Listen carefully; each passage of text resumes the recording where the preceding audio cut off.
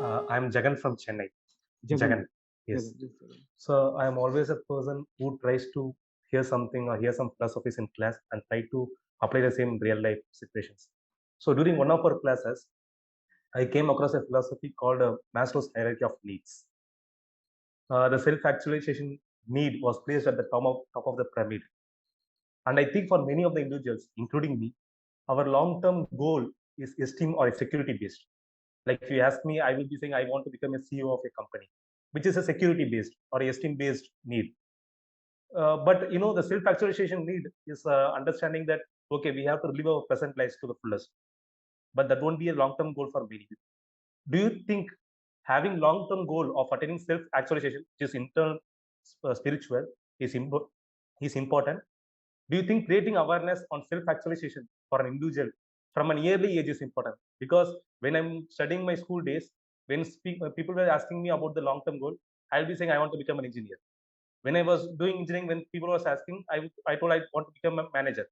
When I'm doing my manager study, I told I want to become a CEO. But in this routine of way of life, I never thought, okay, the spirituality need or self-actualization or self-realization is a need that I should be meeting in a long term. So what do you think about this? See, the way Maslow constructed his pyramid is good, nicely indicative, but not very exact. Self-actualization is not something that stands distinct from all your other needs. The way that pyramid stands is, you say, once all my lower needs are satisfied, only then I come to self-actualization, right? So you have kept sex actualization at the top, and you say food and security and self-esteem, and only then self-actualization. No, that's not how it actually is. Maslow did a great job, but he was not quite there. Self-actualization is not the top of the pyramid. It is the foundation of everything that you do. It is the foundation of your activity even when you are fulfilling your lower needs. Let me give you an example. You want to go for self-esteem. Why do you want to be known in the society as someone important or respectable? You want to be known that way because you think that being known that way would give you self-actualization. So when you are going for self-actualization, you are actually when you are going for self-esteem, you are actually going for self-actualization through self-esteem. Not getting it. So, given we are as a conscious organism, our only deep need is self-actualization. All other needs are just precursors and mediums.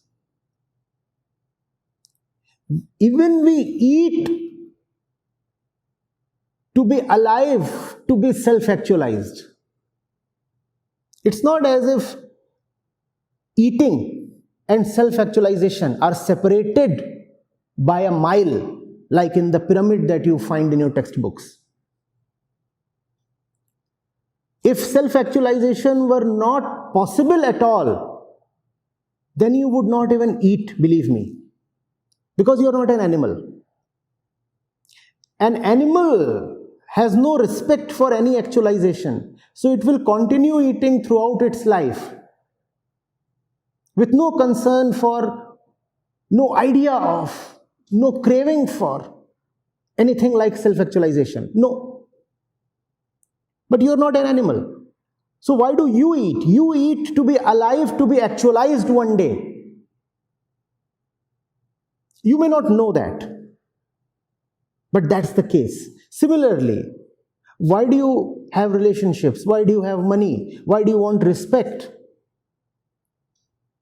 All these things You want either because you think that they lead to self-actualization, or sometimes you want them as a proxy to self-actualization. Many people do that. You getting it? Self-actualization in spiritual terms is the state of liberation. In traditional religious terms, you could call self-actualization as God attainment. A religious vocabulary would say God attainment. The spiritual mind would say liberation. Does it not happen that when you get your dream job or when you get your dream partner, you yell out, well, I got my God. तुझ में रब दिखता है. Now what is this going on? You are thinking that you have attained self-actualization via a relationship, via security in relationship. No? Security needs. It's just that you have been deluded. You do not know that this is not the way.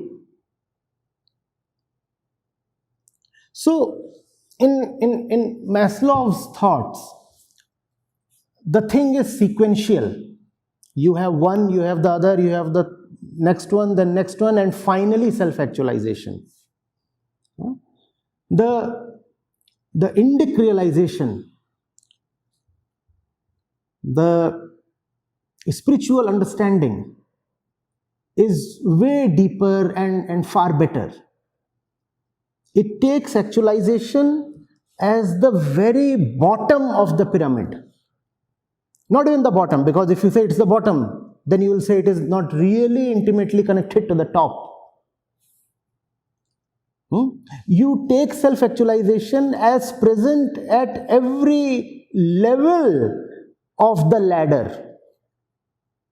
Whatever you are doing, it is really for self-actualization, directly or indirectly, because you are a human being. And a human being lives only for one purpose, whether he knows it or not.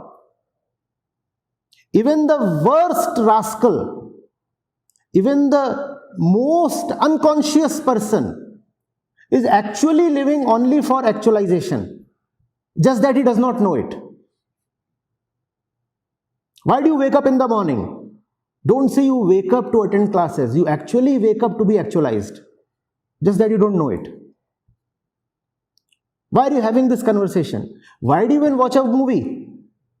Why do you commit a heinous crime? Even that you do just for self-actualization. Because the one within that you can call as the I or the ego is crying out for fulfillment.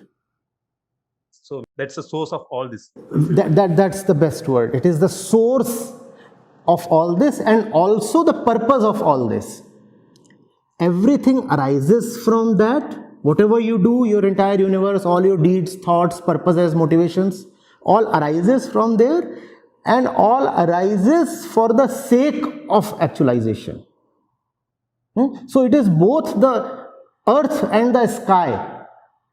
And in between the earth and the sky, you are doing all your miscellaneous activities and mischief.